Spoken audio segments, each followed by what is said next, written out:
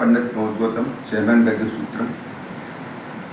आप सभी दर्शकों को पता ही है 22 अप्रैल 2025 को जम्मू कश्मीर के पहलगाम घाटी में 26 हिंदुओं की जिस तरह से बर्बरतापूर्वक जिस तरह से हत्याएं हुई हैं, उसका पूरे देश के अंदर यानी आक्रोश है। यानी इस तरह की घटना जम्मू कश्मीर के अंदर पहली बार देखने को मिली, जहाँ चुन चुनकर उनका धर्म पूछकर 26 हिंदुओं की हत्या कर दी गई। जो है हमारे देश के प्रधानमंत्री जी ने आतंकवादियों का समूल नाश की घोषणा कर दी है। इससे हमारे पड़ोसी देश पाकिस्तान में हलचल मची हुई है। जो है अब मैं आपको एक महत्वपूर्ण यानी कि जो मुसलमानों में जो आलिम होती हैं उनके कुरान की आयतों में लिखा हुआ है, जो उनसे बातचीत से मालूम पड़ा कि मुस्लिम में भाईचारा होता है, हिंदू मुस्लिम में भाईचारा नहीं होता है।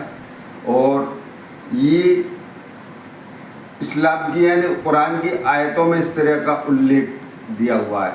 ये मुस्लिम जो आलिम है उनसे बातचीत का ये 2 मिनट के वीडियो आप देखें, उसके बाद मैं आप इस बारे में चर्चा करूंगा। हम अपने नज़रिए से बोल लेंगे तो ये गलत हुआ है, ये आतंकवादी हमला है, ये मानवता के खिलाफ है। लेकिन अगर आप इसको इस्लाम के नज़रिए से देखेंगे तो ये पुण्य का काम किया है उन्होंने, ये सवाब का काम किया है उन्होंने। ये कुरान के स्क्रिप्चर सूरह तौबा की जो 5 आयत है उसके अंदर सेम टू सेम यही प्रक्रिया लिखी है कि काफिरों को जहाँ पाओ वहाँ देखो, उनको मारो, घात लगा करके उनको मारो। इन्होंने भी तो वही किया, घात लगा के मारा, बाकायदा उसकी रेकी हुई है। कुरान की तो आपको आयत बताइए, जो सूरह तौबा है कुरान की 9वीं सूरह है और उसकी 5वीं आयत है, वहाँ पे ये लिखा हुआ है सेम इसी तरह बर्बर तरीके से मारने का लिखा हुआ है। सेम ये लिखा हुआ है कि उनको मारो, जब तक मारो जब तक कि वो ला इलाहा इल्लल्लाह कलमा ना पढ़ ले या जजिया देना कबूल ना कर ले, तब तक मारो। यानी कि पूरे हिंदुस्तान के हिंदुओं का यही हसर होना है इस्लाम के अनुसार। इस्लाम के अंदर अल तकिया नाम की चीज़ होती है, आपने सुना होगा अल तकिया। अल तकिया वो चीज़ है जब इस्लाम के अंदर हमें कोई ऐसा काम करना होता है जो कि सामने लोगों को नाजायज़ दिख रहा है, तो आपको वहाँ लोगों को तो नाजायज़ बताना है लेकिन काम वो सवाब का करना है आपको। इसको बोला जाता है अल तकिया। तो ये अल तकिया करते हैं, जो कहते हैं ना हिंदू मुस्लिम भाईचारा, ये अल तकिया है, ये कुरान के अंदर है, हदीसों के अंदर है। मुसलमानों को तो, मैं इंडिया के मुसलमानों की बात कर रहा, बाहर के नहीं। मुसलमान इंडिया का जो है वो अनपढ़ है, उसको कुरान के बारे में कोई नॉलेज नहीं है। इसलिए अगर वो भाईचारे की बात कर रहा है तो वो ठीक कर रहा है, लेकिन वो इस्लाम के अनुसार गलत कर रहा है। इस्लाम के अंदर कोई भाईचारा इस टाइप का नहीं है। इस्लाम के अंदर केवल मुस्लिम भाईचारा है, हिंदू मुस्लिम भाईचारा कोई नहीं है। आप पढ़ के देखें या किसी आलिम से बात करके देखें।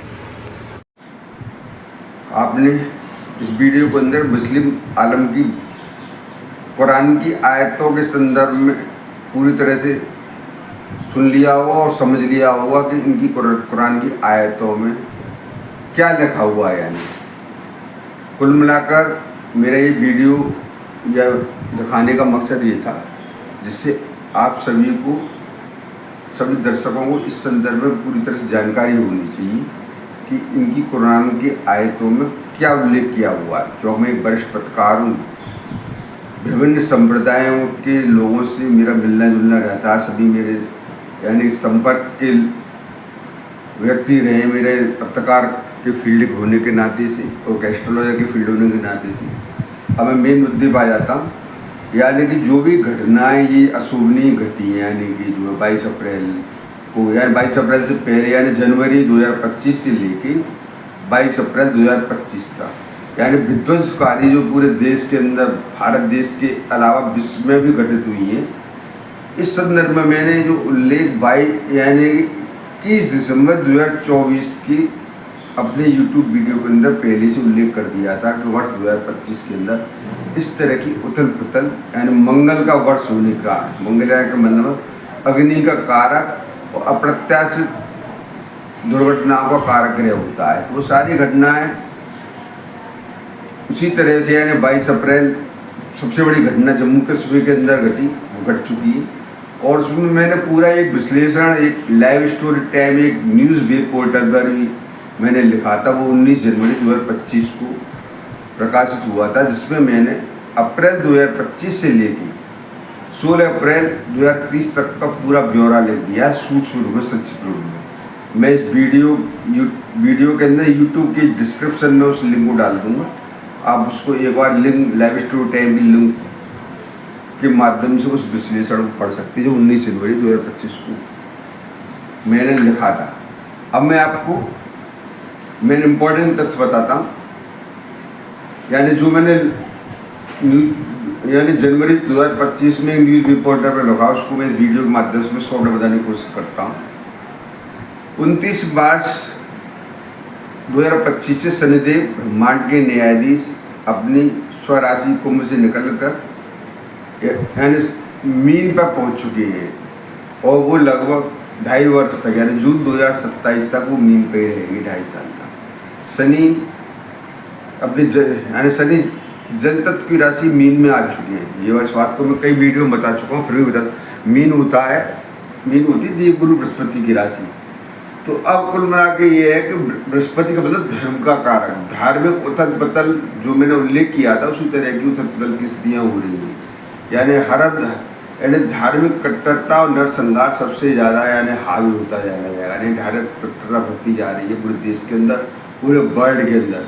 यानी ये स्थितियाँ लगातार 2.5 साल तक तो लगातार घटेंगी, और जो भी यानी कि देश विदेश के अंदर घटित होंगे, वो मैं आपको लिंक जो मैंने दे दी, उसमें आप उसको गहराई से पढ़ सकते हैं। अब इस वीडियो को लंबा नहीं करना चाहता हूँ, उसको आप विश्लेषण को मेरे यूट्यूब के अंदर जो कंटेंट बने हुए उस वीडियो के अंदर आप दे सकते हैं। 21 दिसंबर 2024 को मैंने वीडियो बनाया था 55 मिनट का। एक वीडियो मैंने 31 दिसंबर 2024 को बनाया था, नवंबर 2025 किस तरह का भारत देश पूरे विश्व के अंदर रहेगा। आज मेरा मकसद ये आलिम, यानी जो मुस्लिम जो आलिम का कुरान की आयतों में उसके बारे में बताने का उद्देश्य था, वो मैंने आपको वीडियो दिखा दिया है। आप इसको गहराई से अवलोकन करें और विचार मंथन करें कि आने वाले समय में भारत देश के अंदर किस तरह की घटनाएं घटित होने की संभावना हो सकती है।